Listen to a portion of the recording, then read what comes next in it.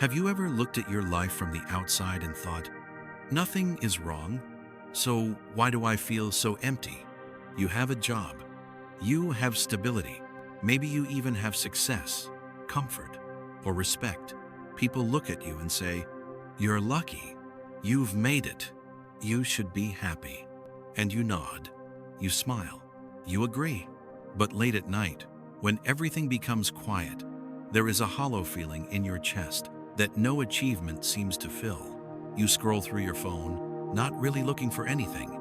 You distract yourself with noise, work, entertainment, conversations. Yet the emptiness stays. Not loud, not dramatic, just quietly present.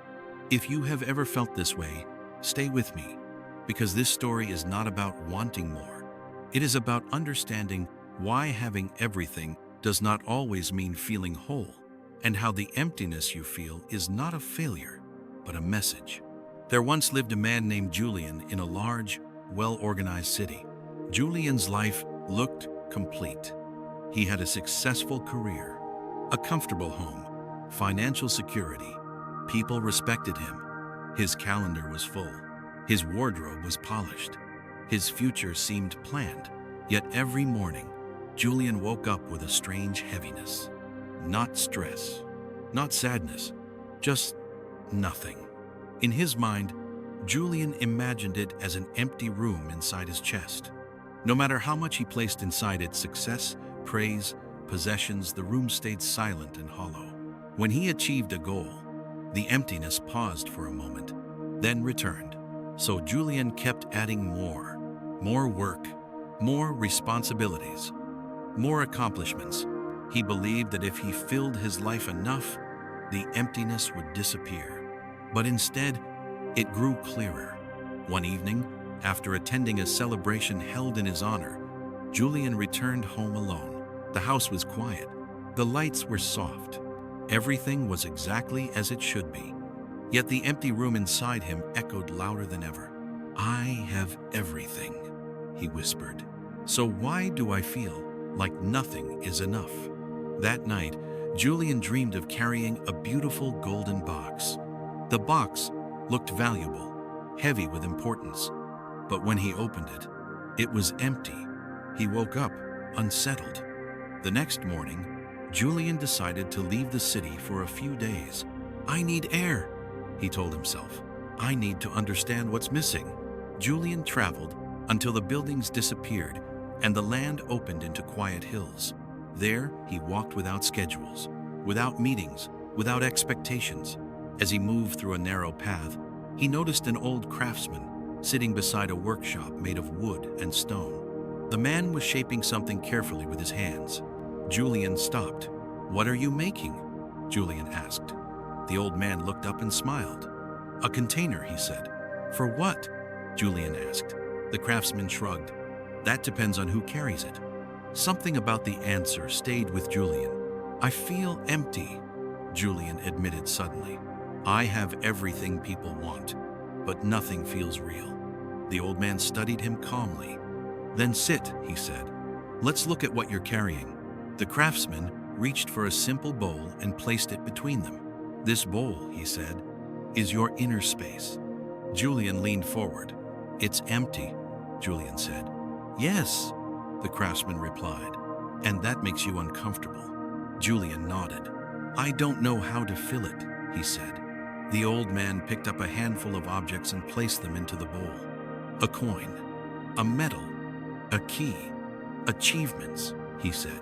Security, control. The bowl filled, but something strange happened. The objects did not settle. They rattled, leaving gaps between them. Julian watched closely. They don't fit, he said. The craftsman nodded. Because they were never meant to. Julian frowned. But everyone says these things bring fulfillment. They bring comfort, the old man replied gently. Not fullness. He removed the objects and placed them aside. Then he picked up a smooth stone and placed it into the bowl.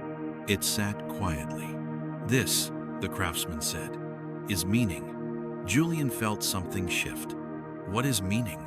Julian asked. The old man smiled. Meaning is what connects you to yourself. Julian looked down.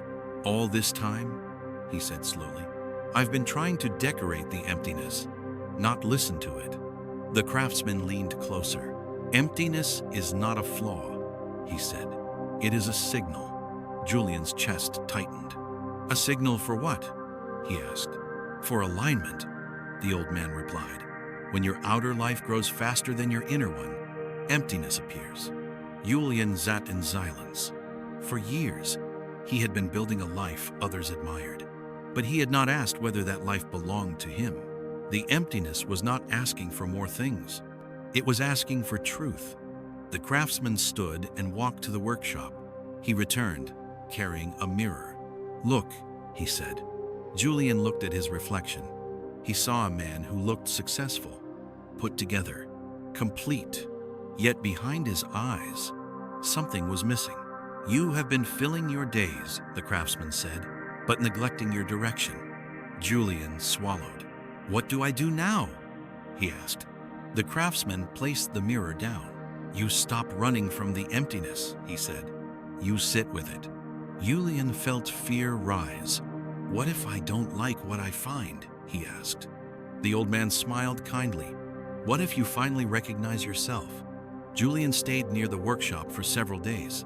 He helped the craftsman without purpose or reward. They worked quietly.